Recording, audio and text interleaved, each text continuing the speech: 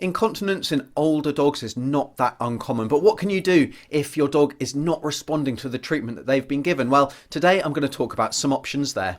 And then finally today, Barb asks about her dog Abby, who's been leaking urine for the last 6 weeks, sometimes quite a bit. She's still going to go outside to urinate, but she's started leaking at other times. And she's started to be given 2 pills of Proin, and that was increased to 2.5 pills a day with no real change. So she's still leaking quite a lot. The vet said that we will stop the medication if it's not improving the situation, but is not sure what's causing the problem. And Barb is looking for a solution because clearly a dog who is incontinent, who's leaking urine in the house, is not a nice condition to live with, and it's not very nice for your dog either, as well as has the potential to cause other problems, which I'll come on to. Now, I'll start off by saying that the most common cause of incontinence in older female dogs, especially in those that have been spayed, is something called urethral sphincter mechanism incompetence, or USMI. Now, what happens here is that the urethra, which is the tube that drains the bladder to the outside world, it loses its tone, it becomes a bit floppy and flaccid, and so the resistance to flow of urine and the ability to hold urine in the bladder drops.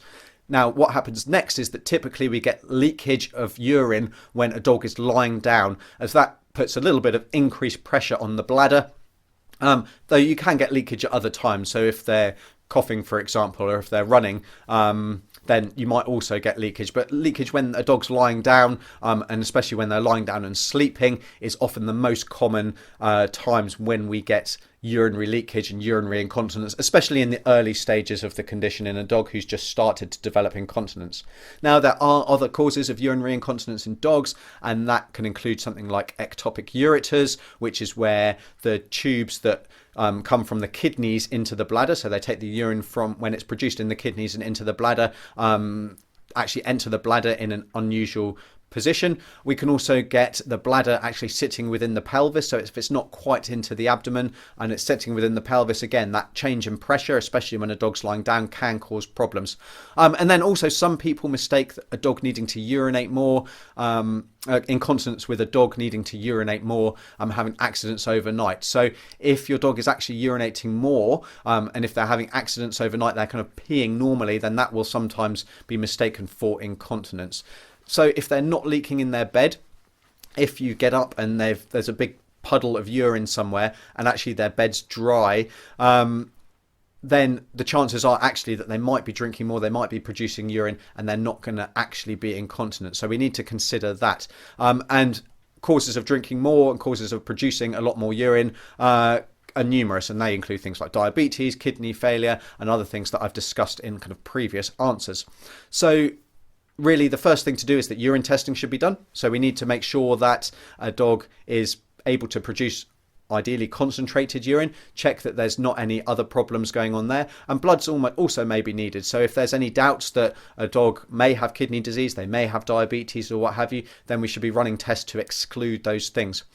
An incontinent dog is also a much greater risk than normal of developing a urinary infection, a urinary bladder infection, and that can actually also make incontinence worse, and means that a dog won't respond as well to the treatment that they're given appropriately for their incontinence. So it's never a bad idea, if there's any doubt, again, to send a urine sample to the laboratory for culture and sensitivities to see if they can grow any bacteria and to see what antibiotic or what the best antibiotic is to treat that. So depending on the urine sample that you take in, it might be that we can tell that there's a urine infection just by looking at the microscope and by using a dipstick, but sometimes we do need to send off a culture and sensitivity just to confirm that.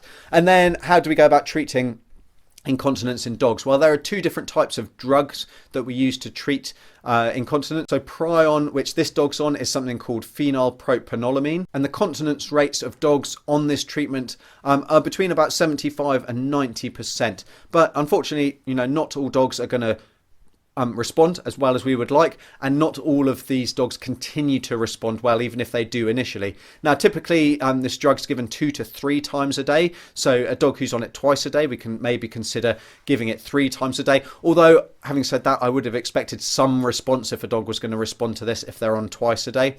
And then the other treatment that we can give is something called estriol, which is a hormone treatment, and that has a complete response rate of 65%. So not quite as good as the Prion, but still the majority of dogs will will respond to this treatment and will become dry. A partial response is going to be exhibited in a further 17% of dogs, so they might still leak a little bit, but nowhere nearly as badly as much.